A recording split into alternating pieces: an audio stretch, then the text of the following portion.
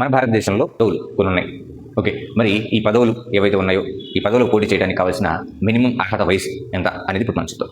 So ఈ అర్హత వయసు ఏదైతే ఉంటుందో దీన్ని మనం 4 భాగాలుగా విడగొట్టుకుందాం. ఒకటి 35 సంవత్సరాలు, ఓకే, నెక్స్ట్ 30 సంవత్సరాలు, రైట్, నెక్స్ట్ 25 సంవత్సరాలు, 21 సంవత్సరాలుగా పెట్టుకుందాం. ఇలా ఇది గుర్తుపెట్టుకో. 30 సంవత్సరాలు చూస్తే భారతదేశానికి సంబంధించినటువంటి రాష్ట్రపతి అంటే ప్రెసిడెంట్ అవ్వచ్చు, అలానే వైస్ ప్రెసిడెంట్ అవ్వచ్చు. ఓకే, ప్రెసిడెంట్, వైస్ ప్రెసిడెంట్ వీళ్ళిద్దరికి కూడా 35 years. నెక్స్ట్ రాష్ట్రాలకు సంబంధించినటువంటి గవర్నర్ ఎవరైతే ఉంటారో గవర్నర్గా పోటీ చేయడానికి కూడా 35 సంవత్సరాల వయసు ఉండాలి. నెక్స్ట్ 30 సంవత్సరాలు కనుక చూసినట్లయితే, సో 30 గుర్తుపెట్టుకోండి, పెద్దల సభ చూడు బేసిక్గా 25, 30 మనం చూస్తే ఎమ్మెల్యేలు, ఎంపీలు మొత్తం ఇందులో ఉంటారు. ఓకే, మరి 30 సంవత్సరాలు కనుక మనం చూసినట్లయితే ఇక్కడ పెద్దల సభ ఏదైతే ఉంటుందో రాజ్యసభ అంటాము, ఎంపీ రాజ్యసభ పోటీ చేయడానికి 30 సంవత్సరాలు.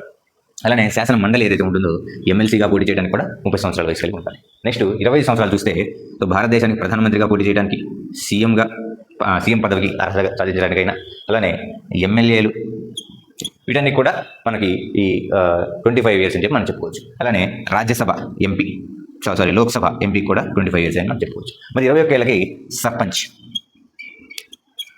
సో ఇలా గుర్తుపెట్టుకోండి, 4 ఏజ్లుగా తీసుకొని ఈజీగా గుర్తుపెట్టుకోవచ్చు. Right, thank you.